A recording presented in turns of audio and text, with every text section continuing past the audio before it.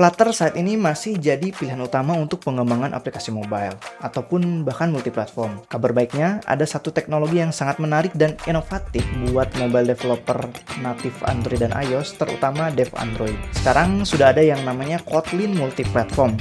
Kotlin Multiplatform ini bisa juga disingkat KMP atau KMP lah, gimana kalian enaknya. Nah, di video ini gue bakal mengenalkan apa itu Kotlin Multiplatform. Singkatnya, Kotlin Multiplatform ini bisa dibilang teknologi ataupun mungkin bisa dibilang juga framework untuk development aplikasi bukan cuma untuk mobile, tapi untuk desktop dan juga web. Lantas, apa aja sih hal menarik dari KMP ini? Mari kita breakdown satu persatu.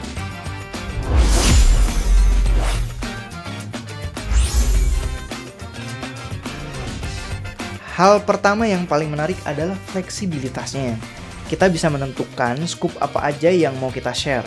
Semisal use case di kantor gue, UI Android dan iOS-nya tetap pengen natif, yaitu dengan Jetpack Compose untuk Android dan Swift UI di iOS. Bahkan ketika masih ada UI kit yang lama kayak XML dan storyboard pun itu masih tetap bisa berjalan dengan baik. Atau mau cuma sekedar share business logic aja kayak fetching API atau local database dan juga session atau kayak keychain kalau di iOS, itu bisa. Intinya mau seberapa banyak code yang lu share, itu lu sendiri yang tentukan. Dan kalau ternyata lu sendiri solo developer, treatmentnya bisa kayak Flutter, di mana one code base dan lu bisa deploy ke platform manapun, entah itu mobile, desktop, ataupun web, dengan menggunakan Compose Multiplatform. Nah, untuk si Compose Multiplatform ini bisa jadi satu bahasan tersendiri karena ini cukup banyak detailnya. Selanjutnya, KMP ini performanya tentu saja natif karena ini bukan WebView ataupun hybrid. Gak ada JavaScript bridge kayak di React Native ataupun rendering engine seperti di Flutter. Karena KMP ini akan menyesuaikan target deployment platform kita. Kalau lu deploy ke Android, KMP ini bakal compile ke Java bytecode, dan kalau ke iOS bakal disesuaikan dengan low level machine code-nya masing-masing. Dampaknya apa? Dampaknya tentu saja performa yang gue mention tadi itu benar-benar natif dan memory usage yang lebih efisien. Kemudian, KMP ini juga interoperabilitasnya sangat tinggi ya. Kalau untuk Android ya memang bukan masalah ya, karena ini Kotlin ya udah bisa langsung jalan aja di Kotlin natif langsung. Ataupun mau dipakai bareng Java juga bisa, karena kan interoperabilitas sama Java tuh bisa ya si Kotlin. Tapi gimana nih untuk iOS development? Ada banyak cara sebenarnya supaya si Kotlin ini bisa dipakai berbarengan dengan si Swift. Memang secara default ketika kita build atau compile si KMP ini, dia bakal generate Objective-C yang mana bisa nantinya dipanggil oleh Swift Code. Tapi kita sendiri tahu lah ya, iOS Dev itu pakai Swift untuk menghindari penggunaan Objective-C. Lah, kita malah kasih Objective-C, males lah kan. Untuk sekarang ada dua cara yang udah gue coba untuk generate code-nya langsung ke Swift dari Kotlin. Cara pertama yang banyak dipakai saat ini adalah menggunakan library yang namanya TouchLabSky. Dengan library ini, generated class dari Kotlin akan langsung ditranslate ke Swift. Jadi bukan ke Objective-C lagi, jadi ya udah bisa langsung pakai aja gitu. Terus cara yang kedua itu bisa menggunakan Kotlin Swift Export.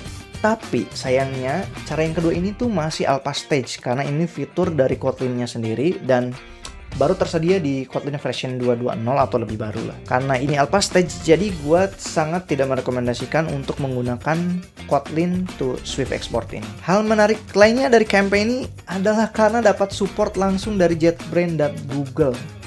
Ya, JetBrains sendiri memang dia yang mengembangin si framework Kotlin Multiplatform ini, tapi ternyata si Google juga ikut mendukung penuh si KMP ini. Bahkan Android Studio ya udah tersedialah plugin-nya. Sejak awal teknologi ini dikembangkan, bahkan perusahaan besar seperti Netflix, Duolingo, McDonald's, dan beberapa perusahaan besar lainnya sudah menggunakan Kotlin Multiplatform. Dan kalau kalian penasaran kenapa kok mereka pakai framework ini, itu bisa kalian tonton aja sih. Sebenarnya udah banyak videonya di YouTube.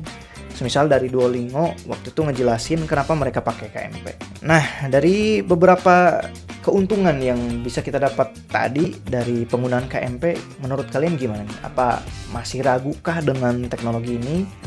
Kalau gue sendiri sih pede banget ya. Kenapa? Ya reasonnya tadi banyak banget reasonnya. Bahkan perusahaan-perusahaan gede aja kan udah pakai si KMP ini. Singkatnya, KMP itu menarik karena pertama native performance. Ini udah not bad lah karena udah jelas-jelas native ya. Kemudian set logic cross platform, dan bahkan bisa kita tentukan seberapa banyak atau mau cuma 10% kah, mau 100% kah kode yang di-share itu bisa. Dan interoperabilitasnya yang tinggi terhadap iOS tuh sangat baik ya. Cocok juga buat Android first team ataupun kamu yang solo developer. Gimana? Tertarik gak buat nyobain aplikasi KMP ini? Kalau banyak yang tertarik ataupun penasaran aja, gue bakal bikin video selanjutnya tutorial hands-on atau first time ketika create project menggunakan KMP. Atau buat kalian yang juga kepo pengen nanya langsung sama gue, join aja Discord channel yang udah gue buat kemarin, dan nanti gue taruh deh si link invitationnya buat langsung join ke Discord channel. Ya segitu dulu aja dari gue, kebetulan ini juga udah malam, gue shootnya. See you on next deployment.